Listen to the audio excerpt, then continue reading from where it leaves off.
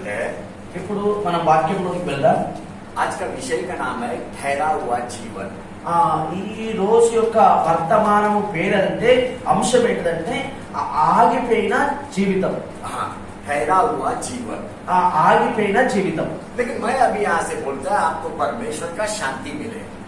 నేను ఇక్కడ నుంచి చెప్తేనంటే దేవుని యొక్క సమాధానం మీకు దొరకాలని, परमेश्वर का शांति आपको मिले। దేవుని యొక్క సమాధానం శాంతి మీకు దొరకాలని. देखो कृति बहुत जरूरी है, कृति एक्शन। స్పందించుట చాలా ప్రాముఖ్యం. मैं यहाँ से बोल रहा है परमेश्वर का शांति मिले, आप शांत ठहरा हुआ बैठा हुआ है। మీకు దేవుడు శాంతిస్తున్నప్పటికీ కూడా మీరు నోరు తెరపలేరు, దేవుడు స్తుతిస్తలేరంటే ठहरा हुआ जीवन। దీన్నే అంటారు ఆగిపోయిన జీవితం అన్నప్పుడు. ఒక రౌతుతో మాట్లాడితే మన జవాబు కుతుందా? రౌతులో ప్రాణం లేదు, అవునా కదంటారా? చెట్టుతో మాట్లాడితే చెట్టే మనం తిరిగి మాట్లాడుతుందా? మనం చెట్టో రౌతో కాదు, మనం దేవుని కుమారులు, మనలో ప్రాణం ఉంది, మనం మాట్లాడగలం. हिलना चाहिए, शरीर हिलना चाहिए, मुंह बोलना चाहिए। మనము సంతోషంగా దేవుని యొక్క మాటలు స్వీకరించాలి. దేవుడు మనతో మాట్లాడుతున్నప్పుడు దానికి సంతోషంగా మనం ప్రభువును స్తుతించాలి. మన నోరు ఆడాలా, చేతి ఆడాలా, శరీరం కూడా ఆడాలా. అవసరమైతే సంతోషం వచ్చినప్పుడు లేచి గంతులేయాలి. దేవునికి స్తోత్రం. హల్లెలూయా. प्रभु यीशु क्रिस्त जब कैसरिया नाम के प्रांत में आया, యేసుక్రీస్తు ప్రభు ఎప్పుడైతే కైసరియా ప్రాంతానికి వచ్చాడో उसने अपने शिष्यों को पूछा, అప్పుడు ఆయన తన శిష్యులను అడిగాడు, लोग मनुष्य के पुत्र के विषय में क्या बोलते हैं? లోకము మనుష్య కుమారుడు గురించి ఏమంటున్నారు? अब ये मनुष्य का पुत्र दूसरा कोई नहीं, स्वयं प्रभु यीशु क्रिस्त है। మనుష్య కుమారుడు ఎవరో కాదు, స్వయంగా యేసుక్రీస్తు ప్రభు. अभी प्रभु यीशु क्रिस्त अपने शिष्य को बोलता है, मेरे विषय में लोग क्या बोलते हैं? యేసుక్రీస్తు ప్రభు శిష్యులను అడుగుతున్నాడు, నా విషయంలో లోకం ఏమంటుంది? लोग क्या बोल रहे हैं वो शिष्य ने बताना शुरू किया प्रभु यीशु क्रिस्त को। ఎప్పుడైతే యేసు ప్రభు తన శిష్యులను అడిగాడో, లోకం నా గురించి ఏమని అంటున్నారని యేసు ప్రభు తన శిష్యులను అడిగాడో, ఆ శిష్యులు లోకస్తులు ఏమంటున్నారో యేసు ప్రభుకి చెప్తున్నారు వాళ్ళు శిష్యులు. शिष्य ने बोला प्रभु यीशु क्रिस्त को, कुछ लोग యోహాన్ बुला रहा है, యోహాన్ బాప్టిస్ట్। కొంతమంది నీ గురించి అనగా శిష్యులు అంటున్నారు యేసు ప్రభు గురించి. ఆయన అడిగింది కదా, శిష్యులు అంటున్నారు యేసు ప్రభు గురించి. లోకస్తులు కొంతమంది ఏమనుకుంటున్నారంటే యోహాన్ అనుకుంటున్నారు, బాప్టిస్ట్ నుంచి యోహాన్ అనుకుంటున్నారు. कुछ लोग बोलते हैं एलाइजा है। కొంతమంది ఏమంటున్నారంటే యేసు ప్రభు గురించి లోకస్తులు ఏలి అనుకుంటున్నారని. लोग भी और यहूदी लोग भी, లోకస్తులు కూడా యూదులు కూడా उनको लग रहा है कि इर्मिया भक्त आया। కొంతమంది ఏమనుకుంటున్నారంటే ఇర్మియా ప్రవక్త వచ్చిందని. और अलग अलग प्रॉफिट का नाम उन्होंने लिया। యేసు ప్రభు గురించి లోకస్తులు రకరకాల ప్రవక్త అని అనుకుంటున్నారు, వాళ్ళ పేరుని ఎత్తుతున్నారు. तब यीशु क्रिस्त ने पतरस को पूछा, तू क्या बोलता है मेरे विषय? యేసు ప్రభు పేతురుని అడుగుతున్నాడు, మరి లోకస్తులు రకరకాల ప్రవక్తని నా గురించి అనుకుంటే మరి నీవేమనుకుంటున్నావు అని పేతురుని అడిగాడు యేసు ప్రభు. तू क्या बोलता है? నీవేమనుకుంటున్నావు నా విషయంలో? पतरस क्या बोला? पढ़ते मत्ती का किताब 16 अध्याय 16 वचन। పేతురు ఏమన్నాడో చదువుదాము.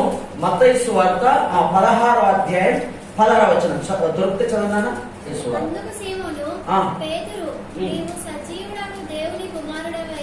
సజీవుడవైన దేవుని కుమారుడవైన క్రీస్తువని చెప్పెను. हालेलुया, హల్లెలూయా. अभी यहाँ पे पतरस क्या बोला? ఇక్కడ పేతురు ఏమన్నాడు? तू जीवते परमेश्वर का पुत्र है, నువ్వు ఆ యొక్క జీవము గల దేవుని కుమారుడు, तू ही मसीहा है, నువ్వే మెస్సయ్యావు. इसने प्रश्न पूछा। యేసుక్రీస్తు ప్రశ్న అడిగిండు, लोग मेरे विषय में क्या बोलते हैं? లోకస్తులు నా విషయంలో ఏమంటున్నారు? देखो ये बहुत ही महत्वपूर्ण प्रश्न है। ఇది చాలా ప్రాముఖ్యమైన ప్రశ్న. क्यों महत्वपूर्ण है? ఎందుకు ప్రాముఖ్యమైనది? क्योंकि प्रभु यीशु क्रिस्त चाहता था कि लोग उसको सही रीति से पहचाने। యేసుక్రీస్తు ఏమనుకుంటున్నాడంటే లోకస్తులు సరియైన విధములో ఆయన అర్థం చేసుకోవాలని అనుకుంటున్నారు. योग्य रीति पहचाने, योग्य रीति। సరైన విధానంలో యేసు ప్రభును ప్రజలు అర్థం చేసుకోవాలని. आज भी भी अगर अपन आपका जीवन को देखेगा तो आप योग्य रीति प्रभु यीशु क्रिस्त को पहचान नहीं पा रहा है। మన గురించి మనం కూడా అర్థం చేసుకున్నట్లయితే యేసు ప్రభును ఆ యొక్క సరిగా మనం అర్థం చేసుకోలేకపోతున్నాం. नहीं पहचान पा रहा है।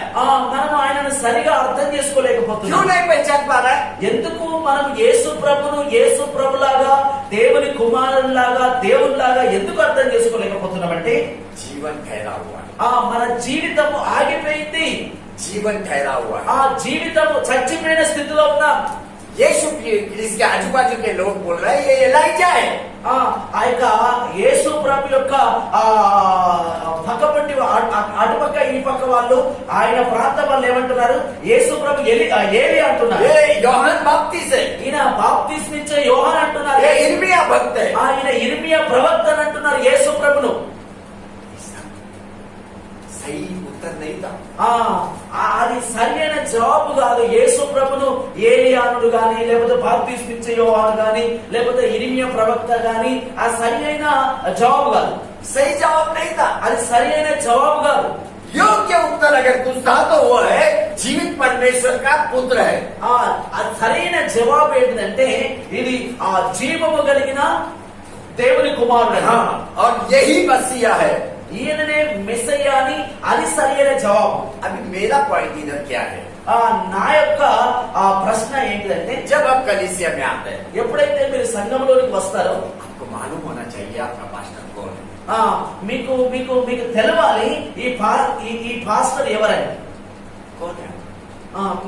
మీ పాస్టర్ ఎవరు అని మీకు क्या, అర్థం. क्या है आपका पास्टर? ఏంటిది మీ పాస్టర్? यीशु प्रभु को तो लोग एलिया बोला, इर्मिया भक्त बोला। లోకస్తులైతే యేసు ప్రభు గురించి అంటే ప్రజలైతే యేసు ప్రభు గురించి యేసు ప్రభుని యేసు ప్రభుగా అర్థం చేసుకోకుండా ఇర్మియా ప్రవక్త అని యేసు ప్రభు గురించి చెప్పారు, ఏలియా అని యేసు ప్రభు గురించి చెప్పారు. आप कलीसिया में आने के बाद आपका पास्टर आपके लिए कौन है?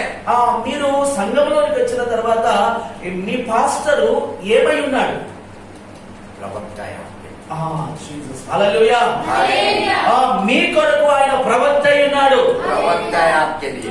మీ కొరకు ఆయన ప్రవక్త అయి ఉన్నాడు. क्योंकि उसके मुख से जो भी शब्द आता है वो जीवित परमेश्वर का दिया हुआ शब्द है। ఆయన నోట్లో నుంచి ఏ మాట అయితే వస్తుందో ఆయన జీవము కలిగిన దేవుని మాట అయి ఉన్నది. जीवित परमेश्वर से आया हुआ शब्द है। ఆ దేవుని యొక్క నోట్లో వచ్చిన శబ్దం అది మాట. जो कुछ भी बोलता है वो होता है। ఆయన ఏదైతే మాట్లాడతాడో అది యేసు నామములో అది కనబడుతుంది, జరుగుతుంది. हालेलुया। हालेलुया। आपके परिवार के विषय में कई बार कई बातों को बोला। మీ యొక్క కుటుంబాల విషయము ఎన్నో సార్లు ఎన్నో మాటలు చెప్పాడు. कई भविष्यवाणी किया आपके विषय में। ఎన్నో సార్లు మీ జీవితంలో జరగబోయే విషయాలు చెప్పాడు. लेकिन आप गंभीर नहीं है। మీరు ఆ యొక్క ఉజ్జీవంగా లేరు, దాన్ని నమ్మే స్థితిలో లేరు. आप गंभीर नहीं है మీరు దాన్ని స్వీకరించే స్థితిలో లేరు. क्योंकि आप उसको एक साधारण पास्टर के रूप में देख रहा है। ఎందుకు ఆ దేవుడు ఆ దైవజనులో నుంచి ఆ ప్రవక్తల నుంచి మాట్లాడినప్పుడు కూడా దాన్ని ఎందుకు స్వీకరిస్తలేరంటే మీ పాస్టర్ ను మీరు ఒక మామూలు వ్యక్తిగా అనుకుంటున్నారు కాబట్టి స్వీకరిస్తలేదు. साधारण पास्टर देखते हैं आप। ఆ మామూలు పాస్టర్ అని అనుకుంటున్నారు కాబట్టి దేవుడు ఆయన నుంచి మాట్లాడిన మాటలు మీరు స్వీకరించలేని విషయంలో ఉన్నారు. जीवित परमेश्वर का प्रवक्ता है। ఆ జీవము కలిగిన దేవుని యొక్క ప్రవక్త మీ యొక్క దైవజనుడు.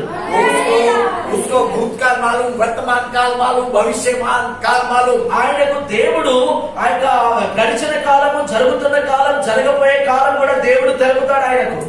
मूसा को देखो, మోషేని చూడండి, उसको आदि कैसा मालूम है? జరిగిన విషయం ఎట్లా తెలుసు ఆయనకు? उसको कैसा मालूम है परमेश्वर ने आदि में क्या किया? ఎట్లా తెలుసు అంటే దేవుడు ఆ మొదటి కాలంలో ఏం చేశాడో అని उसको कैसा मालूम? ఎట్లా తెలుసు? దేవుడు ఆ మొదటి ఆది కాలంలో చేసింది ఎట్లా తెలుసు మోషేకు? उत्पत्ति का किताब में मूसा लिखता है।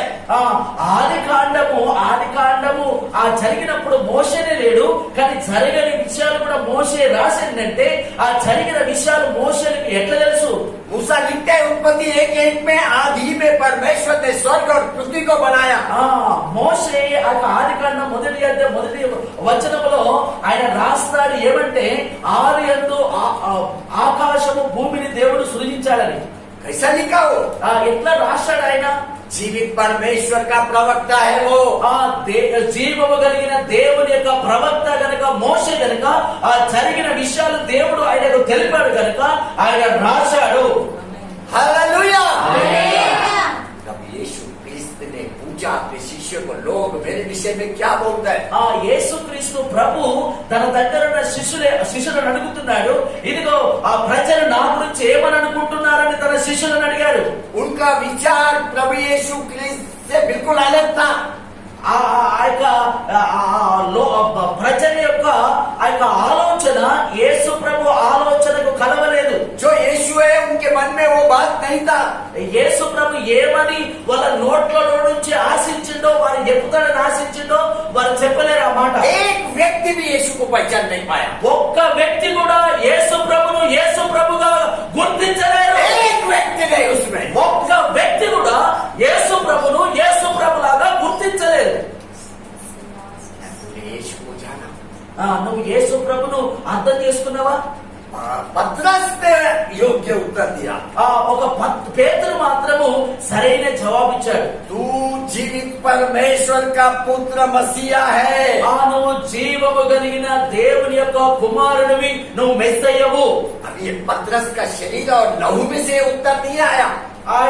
ఆ పేతురు యొక్క రక్తములో నుంచి ఆ స్వరం రాలేదు, ఆ మాట రాలేదు. उसका मांस में से ये उत्तर नहीं आया। ఆయన శరీరములో నుంచి ఆ జవాబు రాలేదు. ये उत्तर अगर किधर से आया तो जीवित परमेश्वर से आया।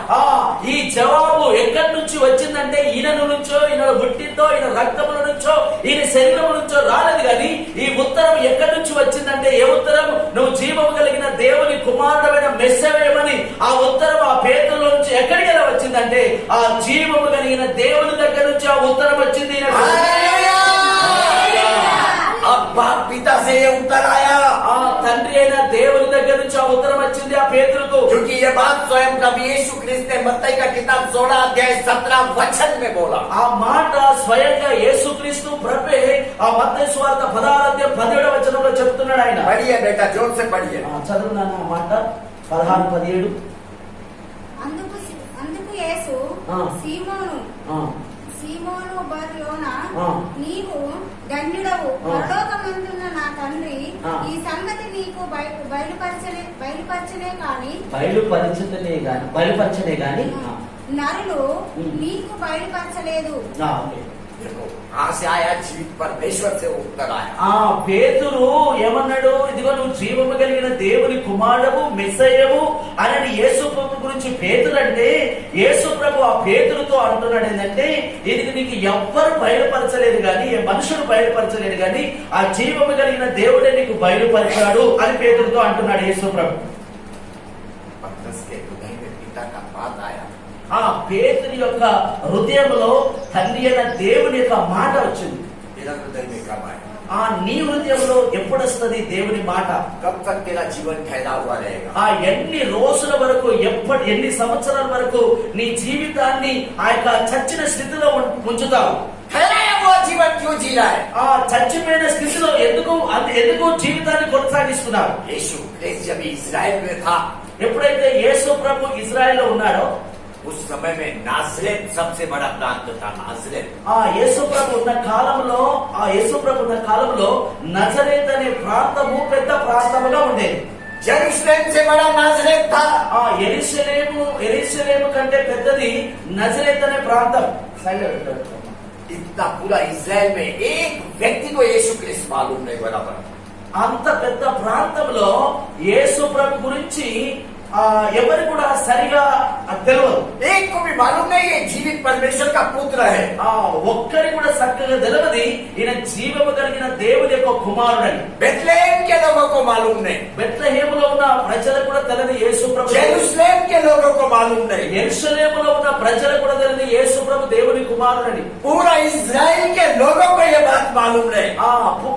మొత్తం ఇశ్రాయేలు ప్రజలందరికీ కూడా యేసు ప్రభు దేవుని కుమారుడని తెలియదు. प्रभु यीशु क्रिस्त उनको मालूम नहीं।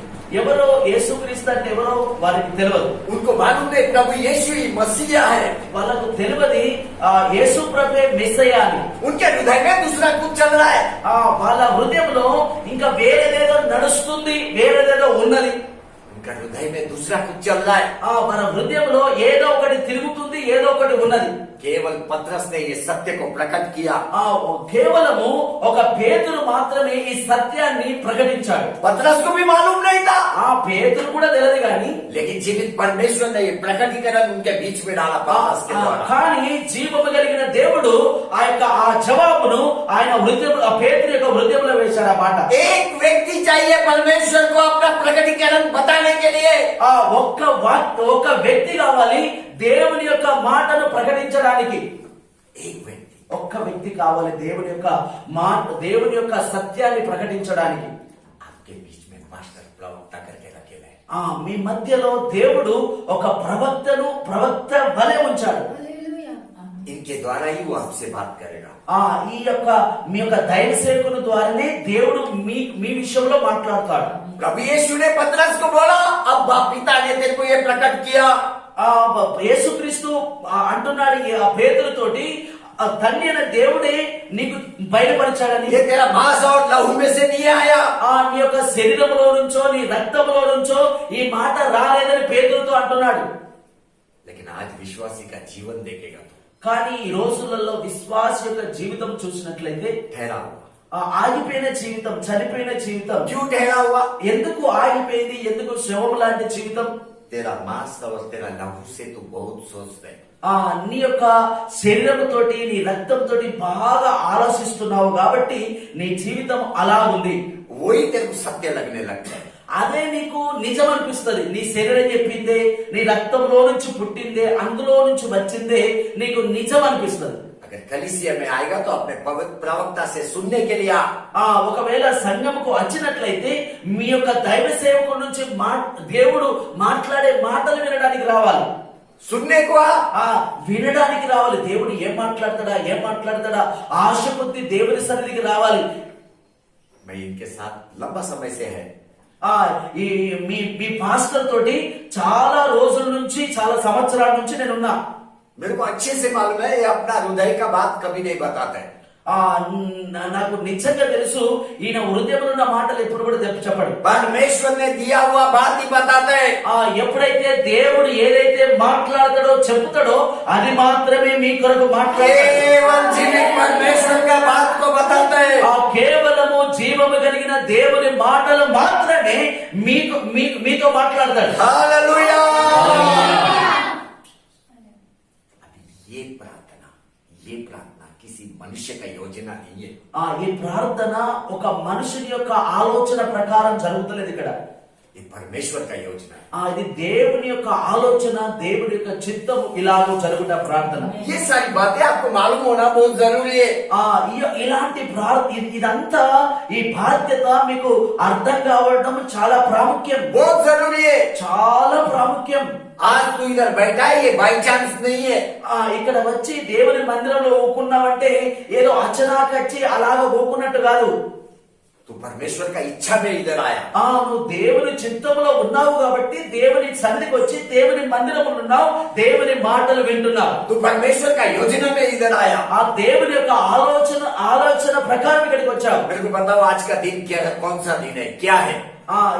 నాకు చెప్పండి ఈ రోజు ఏంటిది, అసలు ఈ రోజు విషయం ఏంటి? बताओ आप ही बात। మీరే చెప్పండి, మీకు ఏమర్థమైంది ఈ రోజుకు సంబంధించిన విషయం? क्या है आज का दिन? ఏంటిది ఈ రోజు విషయంలో ఏమర్థమైంది చెప్పండి ఏదన్నా. आज शनिवार उपवास प्रार्थना है। ఈ శనివార ప్రార్థన ఉపవాసం ఉండి దేవుని సన్నిధిలో గడిపే ప్రార్థన. ये शनिवार उपवास प्रार्थना परमेश्वर का योजना है। ఈ శనివారం యొక్క ప్రార్థన దేవుని యొక్క చిత్తంలో ఉన్నది. ये कोई मनुष्य का योजना नहीं है। ఇది ఒక దేవుని యొక్క ఏ మనుషుని యొక్క ఆలోచన కాదు. आपको मालूम है మీకు తెలుసా उपवास प्रार्थना कहाँ से आया? ఉపవాస ప్రార్థన ఎక్కడి నుంచి వచ్చిందో తెలుసా? आपको मालूम है वाद विवाद किधर से आया? वाद विवाद एक दूसरे से झगड़ा करना, వాదాలు పెట్టుకునుడు లేకపోతే లొల్లులు పెట్టుకునుడు ఎక్కడి నుంచి వచ్చిందో తెలుసా? सब मालूम होना चाहिए विश्वासी को। ఇవన్నీ తెలుసుండాలి విశ్వాసులకు. ఎందుకంటే తెలుసుంటేనే మనము దాని నుండి భద్రపరచబడతాం, దాన్ని తప్పించుకోగలుగుతాం. ये सब मालूम रहेगा तो प्रभु यीशु ख्रिस्त को तू जानने लगेगा। ఇవన్నీ అర్థం చేసుకుంటే దేవుణ్ణి నువ్వు అర్థం చేసుకోగలుగుతావు. अपने पास्टर को जानने लगेगा। మీ యొక్క పాస్టర్ కూడా అర్థం చేసుకోగలుగుతారు. एक्चुअली वाद विवाद ये विषय में मेरे को जाना नहीं था। ఎందుకంటే అసలు ఆ లైన్ లో అంటే వివాదాల గురించి మాట్లాడు ఆ విషయంలో నా వెళ్ళే లైన్ కాదు నాది. लेकिन अभी आपको पहला मैं बताता है उपवास प्रार्थना कहाँ से आया।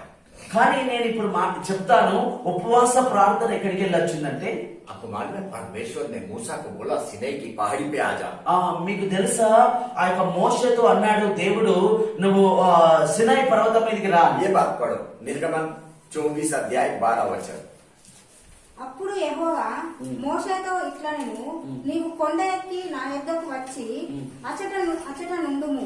నీవు వారికి బోధించునట్లును నేను రాసిన ఆజ్ఞలను ధర్మశాస్త్రమును రాతి పలకను నీకు ఇచ్చేదనగా, మోషేయు అతని పరిచారకుడైన యెహోషువయు. देखो यहोवा ने मूसा को बोला, చూడండి యెహోషువ దేవుడు మోషేకి అన్నాడు तू पहाड़ पे आ, నువ్వు పర్వతం మీదకి రా. उधर रहे उधर रहे उधर रहे। అక్కడ పర్వతం మీదకి వచ్చి అక్కడ ఉండు. अभी परमेश्वर ने मिलने को बुलाया, मिलने को भेंट करने को बुलाया। దేవుడు ఆ మోషేను కలవడానికి దేవుడితో కలవడానికి మోషేను పిలిచాడు. वचन यही बोल रहा है। వాక్యము ఇదే అంటుంది. मूसा को नहीं मालूम कि परमेश्वर उसको उपवास करने को वहां पे प्रार्थना करने को बुलाया। మోషేకు తెలియదు దేవుడు రమ్మన్నాడైతే రమ్మన్నాడు, నేను వెళ్ళనైతే వెళుతున్నా పర్వతం మీదకి, కానీ నన్ను దేవుడు ఉపవాసం ఉంచుతాడని మోషేకు తెలియదు. ఉపవాసం उसको ये भी नहीं मालूम उधर जाके वो प्रार्थना सीखेगा। అది ఇది కూడా తెలియదు అక్కడికి వెళ్ళి నేను ప్రార్థన నేర్చుకుంటాను. उसको ये भी नहीं मालूम वो 40 दिन 40 रात उधर बैठ के रहेगा। ఈ మోషేకు ఆ పర్వతం మీదకి వెళ్తున్న మోషేకు కూడా తెలియదు నేను 40 రోజులు అక్కడ ప్రార్థన చేస్తాను, ఉపవాస ప్రార్థన. परमेश्वर ने उसको बताया नहीं तू ऊपर आके उपवास प्रार्थना में रहेगा।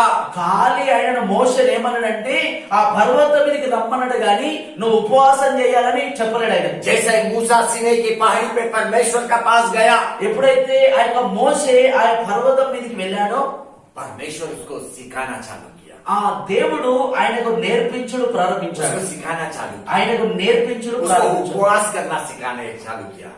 ఆయన ఉపవాసం ఎలా ఉండాలో నేర్పించుడు उसको ప్రారంభించాడు. प्रार्थना करना सिखाना चालू किया। ఆయనకు ప్రార్థించుడు నేర్పించుడు ప్రారంభించాడు. वहां पे सिनै के पहाड़ी पे परमेश्वर ने मूसा को उपवास प्रार्थना सिखाया। అక్కడ దేవుడు మోషేను ఆ పర్వతం మీద ఉపవాస ప్రార్థన చేసుడు నేర్పించాడు. जो सिस्टम जंगल में सिनै के पहाड़ी पे शुरू हुआ, ఏదైతే సినాయి యొక్క పర్వతం మీద ప్రారంభమైందో वही सिस्टम आज भी चालू है। वही सिस्टम अरे सिस्टम అదే విధానము ఇప్పుడు కూడా అది చాలే ఉన్నది. अब शनिवार को आया, आपको मालूम नहीं उपवास प्रार्थना है करके।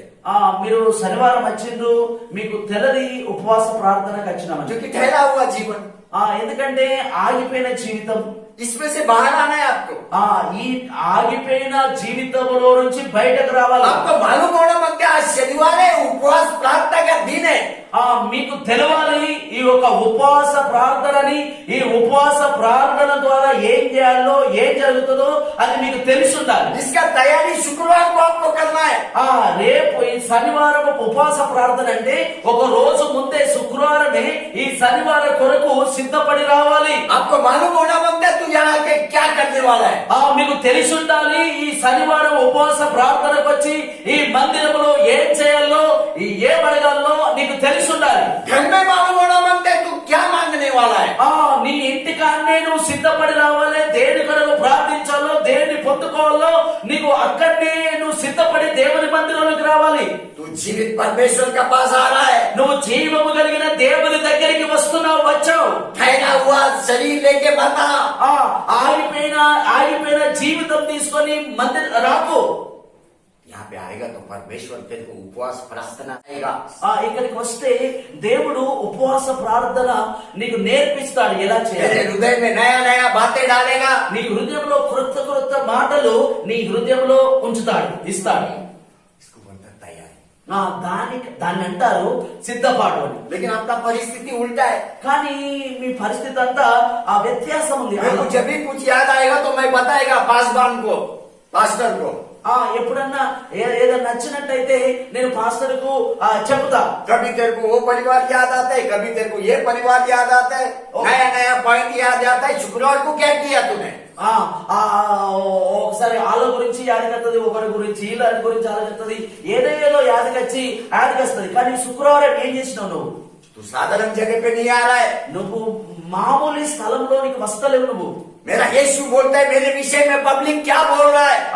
నా యేసయ్య అంటున్నాడు నా విషయంలో ప్రజలు ఏమంటున్నారని శిష్యులతో అడుగు. क्या बोल रहा है मेरे विषय में लोग? ప్రజలు నా విషయంలో ఏమంటున్నారు అని తన శిష్యులను అడుగుతున్నాడు యేసు ప్రభు. गंभीर प्रश्न है। ఇది ఇది ఇది ఇది ఇది గంభీరమైన ప్రశ్న. मूसा पहाड़ी के ऊपर उपवास प्रार्थना सीखा। మోషే 40 రోజులు ఆ యొక్క పర్వతం మీద ప్రార్థన నేర్చుకున్నాడు, उपवास भी सीखा। ఉపవాసం నేర్చుకున్నాడు. तभी जाके परमेश्वर ने उसके हाथ में 10 आज्ञा लिख के दिया। ఎప్పుడైతే ఈ 40 రోజులు దేవుని సన్నిధిలో కనిపెట్టి ప్రార్థన చేసి ఉపవాస ప్రార్థన చేసినప్పుడు అప్పుడు దేవుడు ఆ మోషేకు ఏమిచ్చినంటే 10 ఆజ్ఞలు ఆయనకి ఇచ్చాడు. మోషేకు पत्थर पे उंगली से लिख के दिया। ఆ యొక్క రౌతు మీద దేవుని యొక్క వేలుతో రాశాడు. హల్లెలూయా, उंगली से लिख के दिया मतलब उसका सिग्नेचर है, वो सिग्नेचर। हालेलुया। ఆ యొక్క ఏలు బట్టి రాశాడంటే ఆయన యొక్క సైన్ దేవునికి స్తోత్రం. ये 2 पत्थर है, इधर इधर इधर 2 पत्थर है। చూడండి ఇక్కడ రాసిన మందసంలో ఉంది. ఇవే ఈ 2 రౌతుల మీదనే ఈ రాసిన అక్షరాలు ఒక మనిషి రాసినవి కాదు, అది స్వయంగా జీవమగలిగిన ఆ దేవుడే ఈ రౌతు మీద ఆయన వేలితో రాసిన అక్షరాలు. ये प्रभु यीशु क्रिस्त का साइन है। ఇది దేవుని యొక్క సంతకం, దేవుని యొక్క సంతకం. 40 दिन 40 रात मूसा परमेश्वर का क्लास में बैठे रहे। 40 రాత్రులు 40 పగళ్ళు మోషే దేవుని యొక్క ఆ యొక్క నడిపింపులో ఉన్నాడు. క్లాస్ లో ఉన్నాడు, टीचिंग में है। ఆ యొక్క బోధలో ఉన్నాడు. तो कितना साल से इधर आता है क्लास में? నువ్వు ఎన్ని సంవత్సరాల నుంచి ఈ యొక్క బోధ వినడానికి వస్తున్నావు? कितना बार पास्टर तेरे को वचन सिखाते रहते हैं? ఎన్నిసార్లు ఆ యొక్క దైవ సేవకుడు నీకు వాక్యం నేర్పిస్తూ ఉంటాడు. अपने में बदलाव आ रहा है क्या? प्रश्न है। మీలో ఆ యొక్క మార్పు వస్తుందా? ఇది ప్రశ్న. మీ జీవితం కొరకు మార్పు వస్తుందా? దేవుడు ఆ దైవజనుడు దేవుని వాక్యము ద్వారా మీతో మాట్లాడినప్పుడు మార్పు ఏమైనా కలుగుతుందా? ఇది మీ విషయంలో ప్రశ్న. मूसा ने 10 आज्ञा सीखा, उसके अंदर एक बदलाव आया। దేవుడు మోషేకు 10 ఆజ్ఞలు నేర్పించాడు. మోషేలో ఒక మార్పు కలిగింది. इतना ही नहीं, इतना पावरफुल वो बना कि परमेश्वर को उस पर भरोसा हुआ, विश्वास हुआ। అంతేకాదు దేవునికి మోషే మీద नहीं, परमेश्वर को मूसा पे भरोसा हो गया।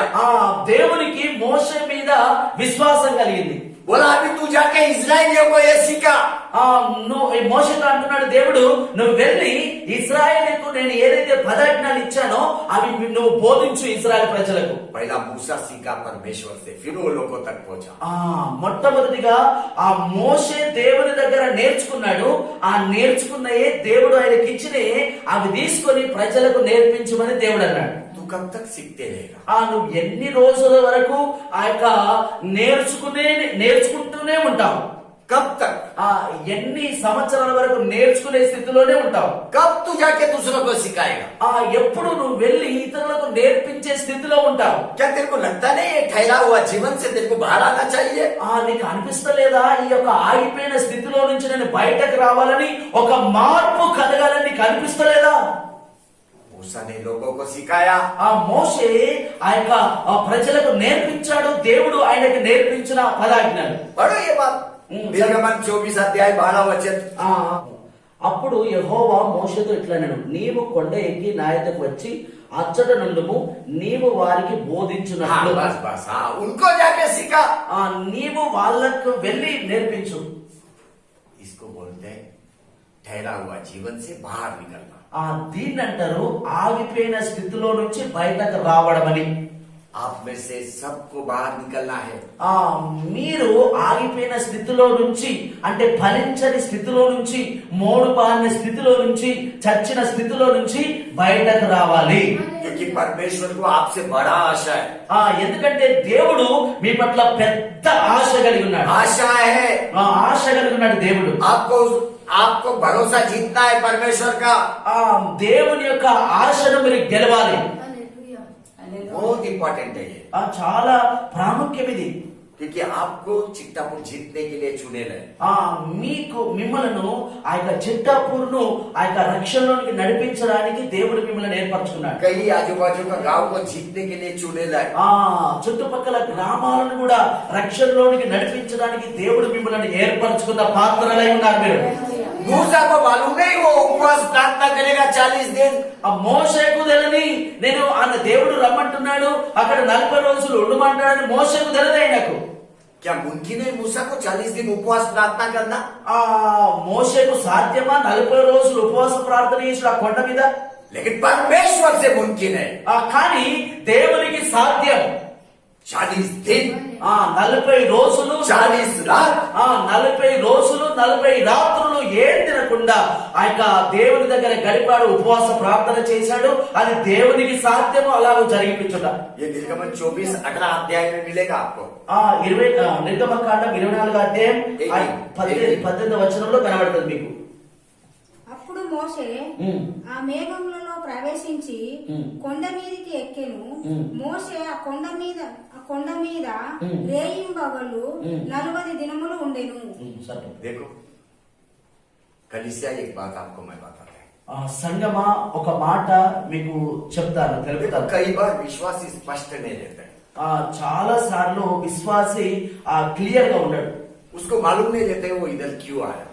చాలా మంది విశ్వాసులకు వాళ్ళు మందిరంకి ఎందుకు వచ్చిండ్రో వాళ్ళకు తెలియదు. उसको ये भी नहीं मालूम रहता कि वो किसके पास आया।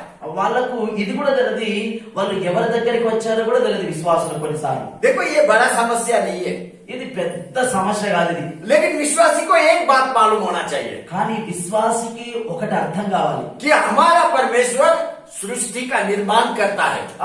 ఒకటి అర్థం కావాలి, నా దేవుడు సృష్టికర్త అని. हाँ, सृष्टि का निर्माण करता है। సృష్టి నిర్మించిన కర్త అని. ये अगर तेरे को मालूम होएगा, ఇది ఎప్పుడైతే నీకు అర్థమవుతుందో, तू प्रार्थना में जो कुछ भी पृथ्वी पे बांधेगा, ఎప్పుడైతే నువ్వు భూమి మీద దేనైతే బంధిస్తావో प्रार्थना में ఆ ప్రార్థనలో वो स्वर्ग में बांधा जाएगा।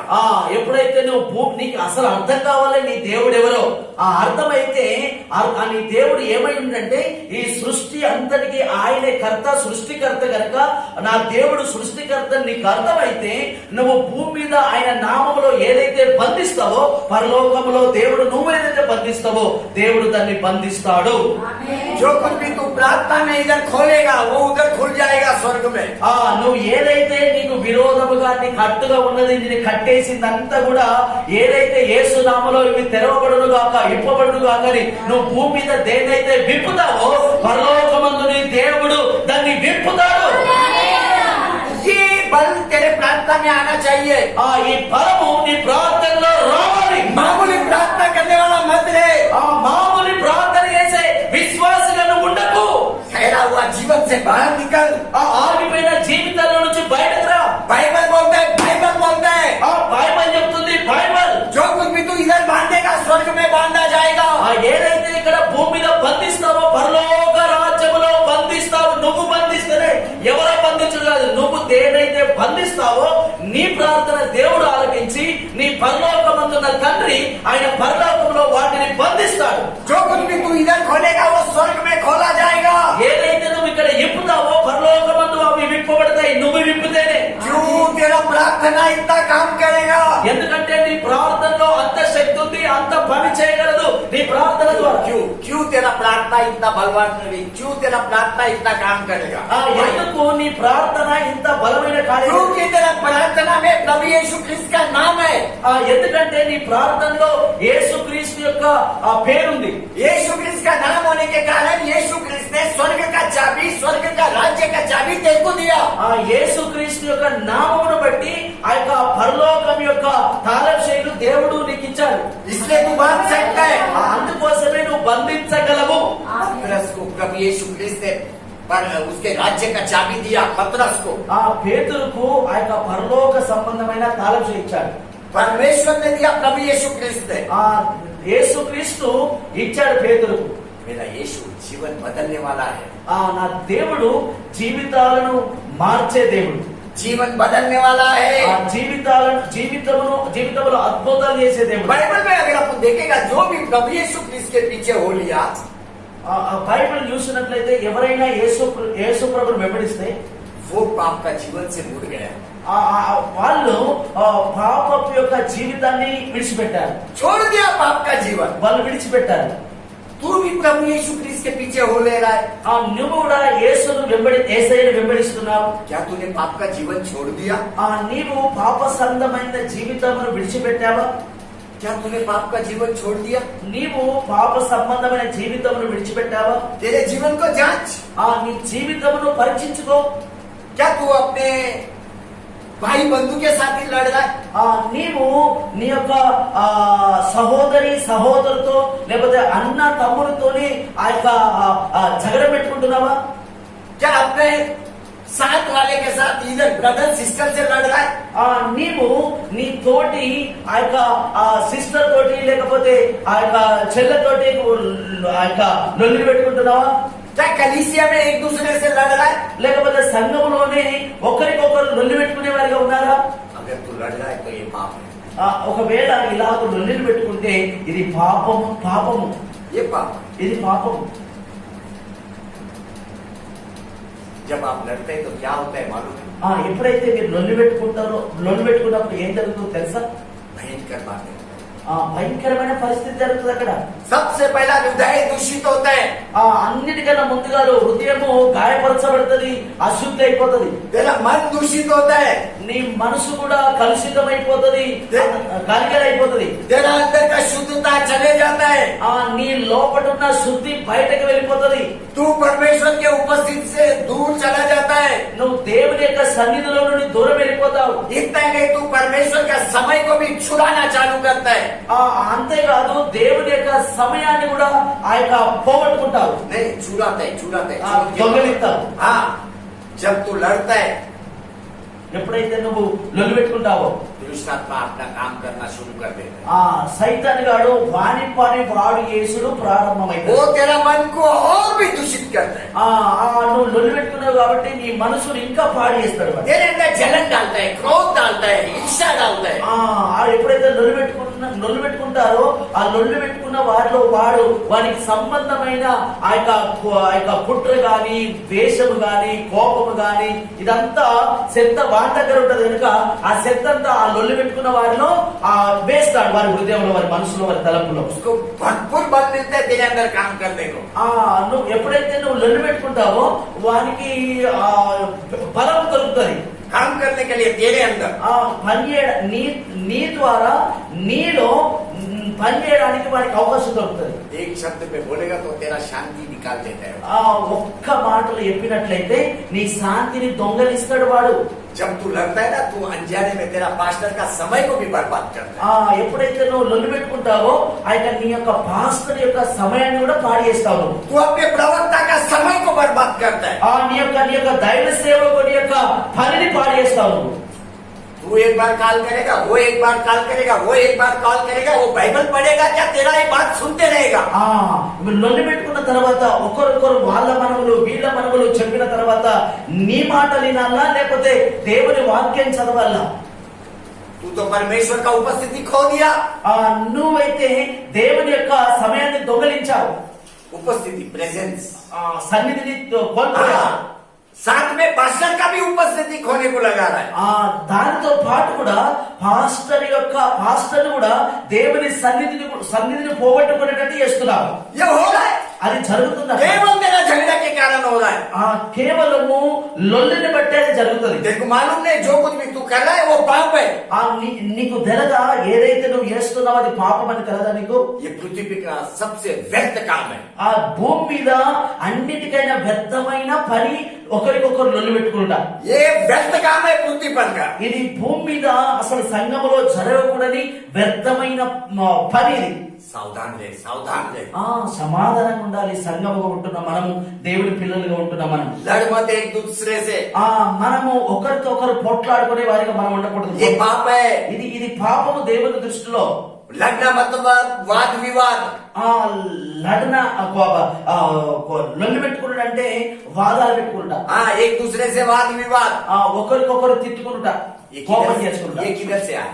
ఇది ఎక్కడికి వచ్చిందో? एदेन का वाटिका में से आया। ఏదైనా తోటలో నుండి వచ్చింది ఈ విషయం, ఈ లొల్లి పెట్టుకునే. एदेन का वाटिका से आया। ఏదైనా తోటలో నుంచి వచ్చింది ఈ యొక్క లొల్లి పెట్టుకునే. परमेश्वर आया, आदम को बोला ये तूने क्या किया? దేవుడు వచ్చిండు ఆదాముతో నువ్వేం చేసినావని అడుగుతున్నాడు. ये तूने क्या किया? నువ్వేం చేసినావని అడుగుతున్నాడు. आदम ने क्या किया? ఆదం ఏమన్నాడు తెలుసా? पत्नी पे डाला, बोला तूने जो स्त्री दिया उसने मेरे को ये फल खाने को दिया। ఆ యొక్క ఆదాము తన తప్పు ఒప్పుకోలేడు గాని ఆ ఆదాము నువ్వు ఏదైతే నాకు భార్యనిచ్చావో ఆ భార్యనే నాకు ఆ ఫలం ఇచ్చింది, నేను తిన్నాను. परमेश्वर ने हवा से पूछा। ఆ దేవుడు ఆదాముతో మాట్లాడిన దేవుడు మళ్ళా ఆ అవ్వతో కూడా మాట్లాడుతున్నాడు. हवा बोला वो दुष्ट शैतान ने मेरे को दिया खाने को। ఈ అవ్వ కూడా ఒప్పుకుంటలేదు, నేను చేసేది తప్పయ్యా నన్ను క్షమించాయి అంటలేదు. ఈమె కూడా దాని మీద, ఆమె మీద ఉన్న ఆ తప్పును ఒప్పుకొని విడిచిపెట్టకుండా ఈమె ఏం చేస్తుందంటే ఆ సర్పం మీద వేసేస్తుంది. वाद विवाद उधर शुरू हो गया। అక్కడ గలిబిలి झगड़కు సంబంధించిన వాతావరణం అక్కడ తయారైంది. परमेश्वर के सामने वाद विवाद शुरू हो गया। దేవుని యొక్క ఎదుటనే ఆ యొక్క గలిబిలి అంటే లొల్లికి సంబంధించిన వాతావరణం అక్కడ క్రియేట్ అయింది. वो वाद विवाद ने आदमियों के अंदर पाप को जन्म दिया। पाप అది ఆ లొల్లిని పెట్టుకునుడే ఆదాములో పాపము జన్మించింది. वही पाप आज अपने पीछे पीछे आ रहा है। అదే పాపం, అప్పటి పాపమే ఆ యొక్క మనుషులను వెంబడిస్తూ వస్తుంది. तू क्यों बलि गिरा है वो पाप के अंदर? तू क्यों बलि हो रहा है वो पाप में? ఆ యొక్క పాపంలో నువ్వెందుకు పడుతున్నావు? तेरे को लड़ने का जरूरत क्या है? నీకు లొల్లి పెట్టుకోవడానికి ఆ యొక్క అవసరం ఏముంది? दुष्ट ने करवाया वाद विवाद। ఆ దుష్టుడు చేస్తుంటాడు, వాని పని అది, నీ పని కాదు. तू बच के रहे उससे। వానితో నువ్వు దూరముండు, కాపాడబడు. बाइबल में जो भी प्रभु यीशु क्रिस्त के पीछे हो लिया, ఎవరైతే బైబిల్లో రాయబడినట్లు ఎవరైతే యేసు ప్రభుని ఎవరైతే వెంబడించారో वो लोग पाप से मुड़ गया। వాళ్ళు పాపము నుంచి వారు తప్పించుకున్నారు. मैरी मैगदलीन को देख, मैरी मैगदलीन, మరియా మగ్దలేని చూడండి. उसके अंदर 7 शैतान था। 7। మరియా మగ్దలేనిలో ఎన్ని దయ్యాలుండే? 7. मुंह खोलो। 7. హల్లెలూయా, స్వర్గమ్మ. ఎన్ని దయ్యాలున్నాయట? మరియా మగ్దలేనిలో ఎన్ని ఉన్నాయి? 7 దయ్యాలు. ठीक है, आगे बोलो। 7 అంటే 7 కాదు, 7. नहीं बेटा, मैरी मैगदलीन में 7 शैतान है। మరియా మగ్దలేనిలో 7 దయ్యాలుండే. 7. प्रभु यीशु क्रिस्त ने उसको स्वस्थता दिया। యేసు ప్రభు ఆ యొక్క మరియా మగ్దలేనిని స్వస్థపరిచాడు. మరియా మగ్దలీన్ एक सच्चा विश्वासी, यीशु के पीछे सच्चा विश्वासी। మరియా మగ్దలేని యేసును వెంబడించే విషయంలో ఒక నిజమైన విశ్వాసి, सच्चा विश्वासी। నిజమైన విశ్వాసి. जब प्रभु यीशु क्रिस्त तीसरा दिन जी उठा, ఎప్పుడైతే యేసుక్రీస్తు ప్రభు ఆయన చెప్పినట్లే 3వ రోజు తిరిగి లేచాడో, मैरी मैगदलीन पहला व्यक्ति, पहला विश्वासी जो सबको जाके बताया प्रभु यीशु क्रिस्त जी उठा। మరియా మగ్దలేనికే కనబడ్డది. ఆమెనే మొట్టమొదటిగా ఆ యొక్క యేసు ప్రభు తిరిగి లేచిందని ఆమెనే మొట్టమొదటి సువార్త చెప్పింది. ये बात आपको यूहन्ना का किताब 20 अध्याय 16 में मिलेगा। पढ़ने का जरूरत है, पढ़ने का जरूरत है, लिख के ले लो। ఈ మాట యోహాను సువార్త 20వ అధ్యాయం 16 वचन का आगे मिलेगा। 16వ వచనం ముందు కనబడుతుంది. जकर्यास को देखो, वो भी एक पापी है। ఆ జక్కయ్యని చూడండి, జక్కయ్య పొట్టి జక్కయ్య टैक्स कलेक्टर ఆయన చూడండి సుంకం వసూలు చేస్తే ఆయన वो भी एक बड़ा चीटिंग पापी है, चीटर है, चीटर फंसाने वाला। ఆయన ఫసాయించటోడు, ऐसा लंचम पंचम आएगा तो अंदर का లంచం తీసుకునే వ్యక్తి। हाँ, लेकिन जब ये प्रभु यीशु क्रिस्त उसका जीवन में आया, ఎప్పుడైతే యేసుక్రీస్తు ఆయన జీవితంలోకి వచ్చాడో सब कुछ लोगों को वापस कर दिया। అన్ని కూడా ఏదైతే ఆయన తీసుకున్నాడో మళ్ళీ తిరిగి 400 जिसका चुराया उसको वापस किया। ఎవరి దగ్గర అయితే లాక్కున్నాడో లంచము అట్లా తీసుకున్నాడో వాళ్ళకి తిరిగి 400 ఇచ్చేసి। हाँ, और बाइबल बोलता है उसका आधा संपत्ति गरीब लोग को बांट दिया। బైబిల్ చెప్తుంది ఆయన ఆస్తిలో సగం భాగం బీదలకు ఇచ్చేసిండట। ये लूक का 19 अध्याय में 1 से 10 में मिलेगा। ఈ మాటలు ఏదైతే నేను చెప్తున్నానో లూకా సువార్త 19వ అధ్యాయంలో మొదటి నుంచి 10 तक 10వ వచనం వరకు రాయబడి ఉంటుంది। ऊपर का कमरे में 120 लोगों को देखो। ఆ యొక్క మేడగదిలో 120 మందిని చూడండి। जैसे ही वो लोग पवित्र आत्मा से भर गया, ఎప్పుడైతే వారు పరిశుద్ధాత్మ చేత నింపబడారో वो लोग ने यीशु क्रिस्त घोषित करना चालू कर दिया। వాళ్ళు ఈ పరిశుద్ధాత్మ చేత నింపబడ్డారు గనుక యేసు ప్రభు గురించి చెప్పుడు ప్రారంభించారు, चमत्कार करना चालू कर दिया। వాళ్ళు యేసు ప్రభు గురించి చెప్పుతున్నప్పుడు వాళ్ళ ద్వారా అద్భుతాలు దేవుడు జరిగించడం ప్రారంభమైంది। पाप का जीवन को छोड़ दिया। ఆ పాప సంబంధమైన జీవితమును వాళ్ళు విడిచిపెట్టారు। पाप के तरफ मुड़ के भी नहीं देखा। ఆ పాపం వైపు వాళ్ళు తిరిగి కూడా చూస్తలేరు। ये लूक 10 अध्याय 1 से 20 में मिलेगा। ఆ లూకా సువార్త 10 अध्याय 10వ అధ్యాయము 1 से 20 1 నుంచి 20 వచనం వరకు కనబడుతుంది అక్కడ। और अपने को पवित्र आत्मा मिलने के बाद अपन क्या कर रहा है? మనకు కూడా పరిశుద్ధాత్మ చేత నింపబడ్డ తర్వాత మనం ఏం చేస్తున్నాం? अपने को अन्य भाषा मिलने के बाद अपन क्या कर रहा है? మనకు అన్య భాషలు మనకు కలిగిన తర్వాత మనం ఏం చేస్తున్నాం? ये परमेश्वर से आया हुआ वरदान है। ఇది దేవుని దగ్గర నుంచి వచ్చిన వరం ఇది। क्या कर रहा है तू उसके बाद? దాని తర్వాత ఏం చేస్తున్నావు? तू अन्य भाषा में बात करके डरता है। నువ్వు అన్య భాషలో మాట్లాడుతూ కూడా పరిశుద్ధాత్మ అనుభూతి నువ్వు కలిగినప్పటికీ కూడా నువ్వు లొల్లు పెట్టుకునే దానిగా ఉంటావు। एक दूसरे से लड़ता है। ఒక్కరు ఒకరితో ఆ యొక్క లొల్లు పెట్టుకునే వారిగా ఉంటారా? कितना शर्म का जीवन है। ఎంత ఇది బాధకరమైన విషయం। मेरा प्रभु को शर्म लगता है ऐसा चीज देख के। దేవునికే ఆ తలదించుకున్నంత పని జరుగుతుంది ఇక్కడ। पतरस को देखो, 3 बार प्रभु यीशु क्रिस्त का इनकार किया, 3 बार। పేతురు చూడండి, యేసు 12 మందిలో ఒక శిష్యుడైన పేతురు చూడండి, యేసు ప్రభు ఎవరో నాకు తెలియదని 3 సార్లు బొంకాడు ఆయన। तभी प्रभु यीशु ने क्या किया मालूम है? అప్పుడు యేసు ప్రభు ఏమన్నాడో తెలుసా? एक नजर से पतरस को देखा, ఒక్క చూపుతో ఆ యొక్క పేతురుని చూశాడు। और वो नजर में मालूम है लाल हो गया था, आंख लाल, खून आ रहा था आंख में से। ఆ పేతురు వైపు యేసు ప్రభు చూసినప్పుడు ఆ యేసు ప్రభు యొక్క కళ్ళలో నుండి రక్తం వస్తుంది, రక్తం। क्योंकि अंदर पिलात का इधर एक जन ने उसके आंख पे छापड़ा मारा था, इधर उंगली अंदर लग गया। పిలాతు దగ్గర ఉన్న ఒక సైనికుడు యేసు ప్రభు యొక్క చెంప మీద కొట్టాడు కనుక ఒకవేళ ఆయన గట్టిగా తాగితే ఒకవేళ ఆయన చూస్తున్నప్పుడు ఆ కళ్ళలో నుంచి యేసు ప్రభు యొక్క కళ్ళలో నుంచి రక్తం కారుతుంది। पतरस ने 3 बार इनकार। పేతురైతే 3 సార్లు అసలు యేసు ప్రభు ఎవరో నాకు తెలియదు, ఎప్పుడు నేను చూడలేను, ఆయనకు నాకు సంబంధం లేదని 3 సార్లు బొంకాడు। 3.5 సంవత్సరాలు యేసు ప్రభుతో ఉండి కూడా। बाइबल बोलता है यीशु ने उसके तरफ देखा। బైబిల్ చెప్తుంది యేసు ప్రభు పేతురు వైపు చూశాడని। चौथा बार पतरस ने कभी पाप नहीं किया। 4వసారి ఎప్పుడు కూడా పేతురు పాపం చేయలేదు, कभी नहीं किया। ఎప్పుడు కూడా పాపం वो చేయలేదు। रोया, पश्चाताप किया, लेकिन प्रभु के पास लौट के आया। ఆయన ఏడ్చిండు, పశ్చాత్తాపడ్డాడు, కానీ యేసు ప్రభు దగ్గరికి పరిగెత్తుకొని వచ్చాడు। हम लोग कब तक पाप करते रहेंगे? మనం ఎన్ని సంవత్సరాల వరకు పాపం చేస్తూనే బ్రతుకుతుందాం? 4 बार, 5 बार, 10 बार, कब तक?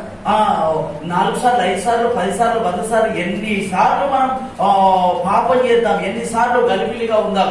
ఎన్నిసార్లు దేవుని యొక్క హృదయాన్ని నొప్పిద్దాం? शैतान बहुत चालाक है। సాతానుడు చాలా కొయ్యపరుడు। देखो, अगर आप बहुत अच्छा भी है, నువ్వు చాలా మంచిగా ఉన్నప్పటికీ కూడా सबको अच्छा अच्छा काम आप करते आ रहे हैं, అందరికి నువ్వు మంచి పనులు చేస్తూ వచ్చినప్పటికీ కూడా उनका अच्छा सेवा भी कर रहा है, అందరికి మంచి సేవ చేసినప్పటికీ కూడా तू ही तेरे मुख से उनका निंदा ठट्टा करेगा। ऐसा शैतान इतना भयंकर, तू ही तेरा तेरा मुख से उनका निंदा ठट्टा करेगा। सेवा करके भी उनको तू ही उल्टा बोलेगा। అందరికి మంచి సేవ చేసి కూడా నువ్వే ఆయన గురించి తప్పుడుగా మాట్లాడతావు. तेरा मुख से करता है, నీ నోటితో అలాగ తప్పుడు ఆయన గురించి తప్పుగా మాట్లాడతావు. तेरा सेवा सब पानी में जाता है। నువ్వు చేసిన పనంతా కూడా నీళ్ళలో వచ్చిన పన్నీర్ లాగైపోతుంది. ये शैतान तेरे से करवाता है। సైతాన్ గాడు నీ ద్వారా ఆ పని జరిగిస్తున్నాడు కనుక నువ్వు జాగ్రత్తగా ఉండాలి, వానికి స్థానం ఇవ్వకూడదు. 2023 साल पहला प्रभु यीशु क्रिस्त ने लोगों का जीवन को बदल दिया।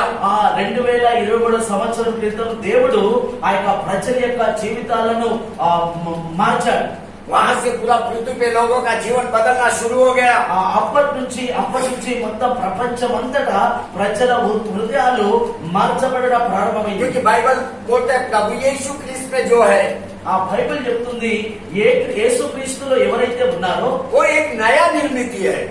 వాళ్ళది ఒక కొత్త జీవితం. उसका पुराना चला गया। వాళ్ళది పాతది వెళ్ళిపోతుంది. देखो చూడు देखो, చూడు एक नया तेरे अंदर आया।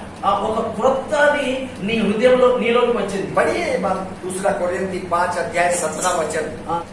కాగా ఎవడైనను క్రీస్తునందున్న ఎడల వాడు నూతన సృష్టి, పాతవి గతించెను, ఇదిగో క్రొత్తమాయెను. देखो ये बात परमेश्वर से है। చూడండి ఈ మాట దేవుడితో ఉన్నది, कोई व्यक्ति से नहीं है ये बात।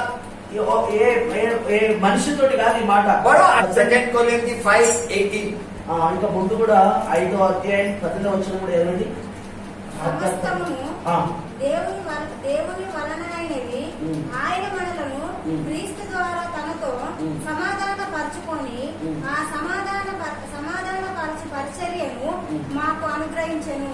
देखो क्या दिया परमेश्वर ने। చూడండి చాలా జాగ్రత్తగా వినండి. దేవుడు మనకేమి ఇచ్చాడో ఇక్కడ రాయబడింది, ఏమి ఇచ్చాడో వినండి. मेल मिलाप का सेवा दिया करते, मेल मिलाप का सेवा, సమాధాన పరుచు పరిచర్య మనకు అనుగ్రహించాడు. मेल मिलाप का सेवा तेरे को दिया परमेश्वर ने। సమాధాన పరుచు అల్లరి పరిచర్య కాదు ఇక్కడ రాయబడింది. చూడండి మరొకసారి చెబుతున్నాం వినండి. సమాధాన పరుచు సమాధాన పరుచు పరిచర్యను మాకు అనుగ్రహించను. భలే వెళ్తున్నా. సమాధాన పరుచు పరిచర్యను మాకు అనుగ్రహించారు. అంటే సమాధాన పరిచర్యను దేవుడు ఇచ్చారట. అంటే లొల్లి వేసే పరిచర్య ఏమందన్నట్టు కదా, అంతే కదా. మనకు దేవుడు ఏమి ఇచ్చాడట? సమాధాన పరిచర్య. చూడండి మత్తయి సువార్తలో ఏమనబడుతుందంటే సమాధాన పరచు వారు ధన్యులు, వారు దేవుని కుమారులు అనబడుతుంది. దేవుడు వాక్యంలో రాబడింది. परमेश्वर ने तेरे को मेल मिलाप का सेवा दिया। దేవుడు నీకు సమాధాన పరిచే ఆ యొక్క పరిచర్య ఇచ్చాడు. इसका मतलब एक दूसरे को सहने को सीख। దీని అర్థం ఏంటంటే ఇతర విషయంలో సహించుట నేర్చుకో. सहने को सीखने को सीख। సహించగలుగుట నేర్చుకో. क्यों तेरा मन क्रोधित हो रहा है? ఎందుకు నీ యొక్క ఆ యొక్క మనసు క్రోధంతో నింపబడుతుంది? क्यों तेरे अंदर ईर्ष्या आ रहा है? ఎందుకు నీలో ఈర్ష్య వస్తుంది? क्यों एक दूसरे पे तेरे अंदर जलन है? ఎందుకు ఇతరుల మీద నీలో ఆ యొక్క ద్వేషం ఉంది? मेल मिलाप का सेवा दिया परमेश्वर ने। దేవుడు మనకు ఇలాంటి స్వభావం కలిగించింది. మనకు దేవుడు ఎలాంటి పరిచర్య ఇచ్చాడంటే సమాధాన పరుచు పరిచర్య దేవుడు మనకు ఇచ్చాడు. ये सेवा का मतलब है प्रेम प्रेम प्रेम। ఈ సేవ యొక్క అర్థం ఏంటంటే ప్రేమ ప్రేమ ప్రేమ. मेल मिलाप मतलब क्षमा करना। ఆ యొక్క సమాధాన పరిచర్య అంటే క్షమించుట అన్న పరిచర్య అన్నట్టు. क्या हुआ जंगल के अंदर? ఏం జరిగింది జంగల్లో? ये इजरायली लोग एक दूसरे से मेल मिलाप नहीं रखा। ఇజ్రాయేలీలు ఇతరులతో వాళ్ళు కలిసిమెలిసి ఉండలేదు. वो लोग सब लोग कुड़कुड़ाने लगा। వాళ్ళందరూ ఆ యొక్క సలుగుతూ ఉండేవారు. वो लोग लड़ने लगा। వాళ్ళు లొల్లు పెట్టుకునే వాళ్ళుగా ఉన్నారు. कांदा लहसुन के लिए झगड़ने लगा। कांदा लहसुन ఆ యొక్క ఉల్లిగడ్డ కోసం లేదా ఎల్లిపాయ కోసం లేకపోతే ఆ యొక్క ఆవిడ కోసం లొల్లు పెట్టుకున్నారు. परेशान हो गया वो लोग। వాళ్ళు చాలా గలిబిలిగా ఉండేవాళ్ళు. झगड़ा किधर से आया? भोजन के जगह से आया। ఆ లొల్లి ఎక్కడికి వెళ్ళి వచ్చిందంటే తినే కాడికెళ్ళి వచ్చింది. भोजन का इधर से आया। తినే కాడికెళ్ళి వచ్చింది. जिधर 2-3 स्त्री है, शैतान उधर काम करना चालू करता है। ఎక్కడైతే ఇద్దరు ముగ్గురు స్త్రీలు ఉంటారో అక్కడ సైతాన్ గాడు అక్కడి నుంచి పని చేసుడు ప్రారంభం. ఎందుకంటే స్టార్టింగ్ అక్కడే చేసింది కదా, అట్లా చేసుడు ప్రారంభిస్తాడు. उसका काम ही है। అని పని అది. ఎందుకంటే ఆ స్త్రీలు ఒక చోట మూడున్నారంటే వారి కార్యం పాడైపోతుందని వారికి తెలుసు కనుక స్త్రీల హృదయం చాలా ఆ యొక్క ప్రార్థన పరులుగా వాళ్ళు ఉంటారు కనుక స్త్రీలు ప్రార్థన చేస్తే వారి కార్యాలని పాడైపోతాయి కనుక ఎక్కడైతే స్త్రీలు ఉంటాడో వారు వాళ్ళను విభేదం చేయడానికి ప్రయత్నం చేస్తారు. వాని ఒకటే పని, నువ్వు ఎలాగో పాపంలో పడిపోతావు, ఎలాగో దేవునికి దూరం అయిపోతావు, ఎలాగో టెన్షన్ లో ఉంటావని. मेरे से भी पाप करवाएगा, उससे भी बड़ा पाप करवाएगा वो। నీతో కూడా పాపం చేస్తాడు. నువ్వు ఎవరితోటైతే నొల్లి పెట్టుకుంటావో నీకన్నా ఎక్కువ పెద్ద పాపం చేస్తాడు. जंगल में इजरायली लोगों ने पाप किया. చూడండి, జంగల్లో అడవిలో ఆ యొక్క ఇశ్రాయేలు పాపం చేశారు. लेकिन उन्होंने अपना चरवा मूसा के विरोध में भी पाप किया। मूसा का विरोध में भी पाप किया. ఆ యొక్క మోషేకు విరోధంలో కూడా పాపం చేశారు. मूसा के विरोध में निंदा थट्टा बातचीत करने लगा. ఆ మోషే మీద కూడా విరోధంగా మాట్లాడు ప్రారంభించారు. मूसा पे जो उन्होंने बातचीत किया, निंदा थट्टा, वो बहुत बड़ा पाप है. ఆ మోషే మీద విరోధముగా అలాగనే మాట్లాడారో సనిగారో అది పెద్ద పాపం. झगड़ा में तुम आपस में लड़ता है. ఆ లొల్లిలో ఒకరికొకరు ఆ యొక్క తిట్టుకుంటారు, లేకపోతే కోపడతారు. लेकिन उसके बाद तू अपना पास्टर पे भी आता है. అది అక్కడికే ఉండకుండా మీ సంఘ కాపరి మీద కూడా వస్తారు. तू विरोध में बात करने लगता है पास्टर पे. పాస్టర్ కు విరోధంగా మాట్లాడతావు నువ్వు. शैतान तेरे को बड़ा पाप में डालता है, बड़ा. అది నీకు సంబంధించిన విషయం కాదు కానీ సైతాన్ గారు నీ ద్వారా నిన్ను నష్టపరచడానికి, నిన్ను వాడుకోవడానికి వాడు ప్రయత్నం చేస్తూ ఉంటాడు. क्या कभी तूने पास्टर के विरोध में बात किया? నువ్వు పరీక్షించుకో, ఎప్పుడన్నా పాస్టర్ కు విరోధంగా మాట్లాడావేమో. क्या कलीसिया में एक दूसरे का विरोध में बात किया? ఒకవేళ సంఘంలో ఒకరికొకరికి విరోధంగా మాట్లాడవేమో. ये सब पाप है. అదంతా పాప సంబంధమైన విషయం. अभी तेरा कोई अगर ये पाप का जीवन से निकाल सकता है, वो केवल प्रभु यीशु क्रिस्त है. ఇలాంటి పాపములో నుంచి ఎవరైనా విడిపిస్తారు అంటే కేవలం ఒక యేసు క్రీస్తు ప్రభు మాత్రమే. वही तेरा जीवन को बदल सकता है. ఆయనే నీ జీవితానికి సరైన వాడు, నీ జీవితాన్ని మార్చగలవాడు. वही तेरे को एक सरल मार्ग में ला सकता है. ఆయనే ఒక సరైన మార్గములో నడిపించగలడు. वही तेरे मन को नया कर सकता है. ఆయనే నీకు కొత్త హృదయం ఇయ్యగలడు. वही तेरा टूटा हुआ हृदय को जोड़ सकता है. ఆయనే నీ పలిగిపోయిన హృదయాన్ని కట్టగలడు. वही तेरे को प्रार्थना सिखा सकता है. ఆయన మాత్రమే నీకు ప్రార్థన నేర్పించగలడు. जितना ज्यादा तू प्रार्थना करेगा, उतना यीशु को ज्यादा समझने लगेगा. ఎంత దేవుని దగ్గర ప్రార్థన చేస్తావో అంత యేసయ్యను నువ్వు అర్థం చేసుకోగలుగుతావు. बाइबल में जिन्होंने प्रभु यीशु क्रिस्त के पीछे हो लिया, वो पाप का जीवन को छोड़ दिया. బైబిల్లో చూసినట్లయితే ఎవరైతే యేసయ్యను వెంబడించారో వాళ్ళు పాప జీవితంలో విడిచిపెట్టినట్లు దేవుని వాక్యంలో రాయబడింది. वो लोग संसार का रीति में जीवन नहीं जिया, వారు లోక సంబంధమైన జీవితాన్ని జీవించలేరు. लेकिन ज्ञान बुद्धि से नया जीवन जिया. కానీ వాళ్ళు జ్ఞానము బుద్ధితో ఒక కొత్త జీవితం జీవించారు. ज्ञान बुद्धि से, मैं बोला ज्ञान बुद्धि से नया जीवन जिया. నేను జ్ఞానము బుద్ధితో వాళ్ళు కొత్త జీవితములు జీవించారు. उनका चाल चलन में एक बदलाव आया. వాళ్ళు వాళ్ళ జీవితంలో, వాళ్ళ నడకలో, వాళ్ళ ప్రవర్తనలో ఒక మార్పు కలిగింది. इतना बदलाव आया कि परमेश्वर भी उनको देख के प्रसन्न होने लगा. ఎంత మార్పు వచ్చిందంటే దేవుడు వారిని చూసి ఆ యొక్క సంతోషపడంత. यीशु ने शिष्य से पूछा, लोग मेरे विषय में क्या बोलते हैं? నా యేసయ్య తన శిష్యులతో అంటున్నాడు, ప్రజలు నా విషయంలో ఏం మాట్లాడుకుంటున్నారు, ఏమనుకుంటున్నారు నా విషయంలో అని. लोगों ने बोला एलाइजा. ఆ ప్రజలు అంటున్నారు నిన్ను గురించి ఆ ఏలియా అంటున్నారు. యోహాన్ బాప్టిస్ట్, ఆ బాప్తిస్మ ఇచ్చే యోహాన్ అంటున్నారు, यिर्मयाह, ఆ యెరెమీయా ప్రవక్త అంటున్నారు.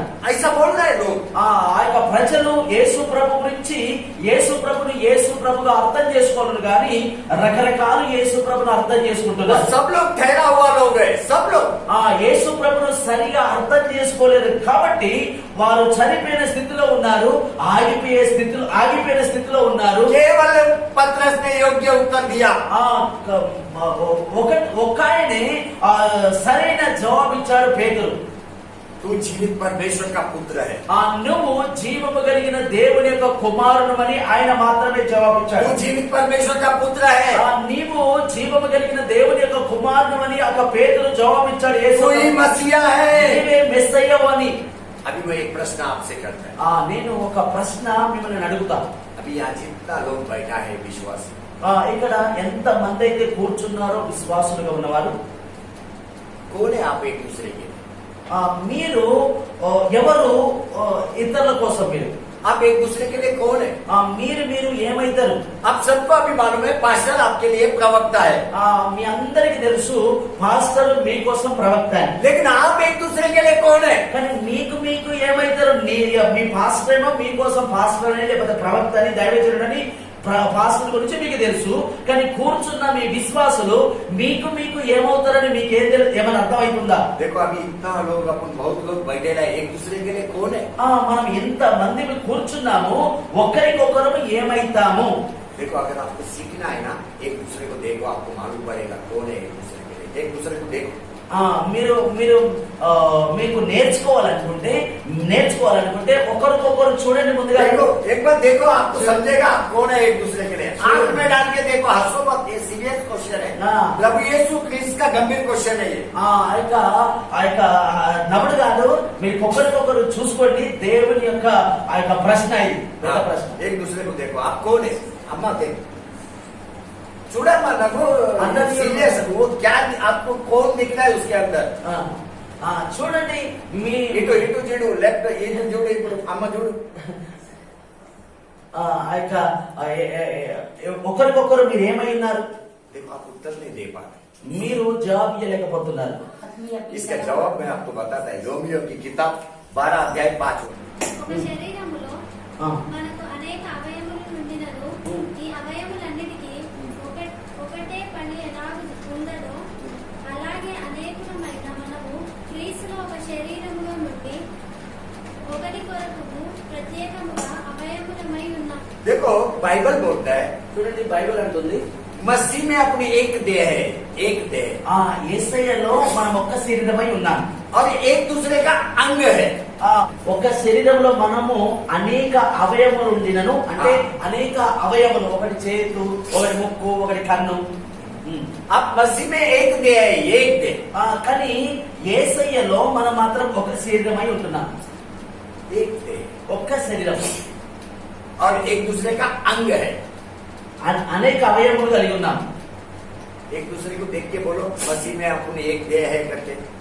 ఒకరికొకరు చూసుకుంటానండి, యేసయ్యలో మనం ఒక్క శరీరమై एक ఉన్నాం. शरीर है, बोलो एक शरीर है। అందుకని స్వర్గమై కలుపు, అందరి కలుపు. స్తోత్రం. యేసయ్య एक शरीर है मसीह में। యేసయ్య శరీరమై ఉంటున్నాం మనం. अगर तू एक दूसरे को ये बात नहीं बोल सकता है तो अभी ध्यान से सुन मैं क्या बोलता है। మీరు ఇతరులకు ఈ మాట చెప్పకపోతే జాగ్రత్తగా వినండి. अगर एक दूसरे को तू क्षमा नहीं कर सकता तो अभी जो मैं बोलता है वो ध्यान से सुन।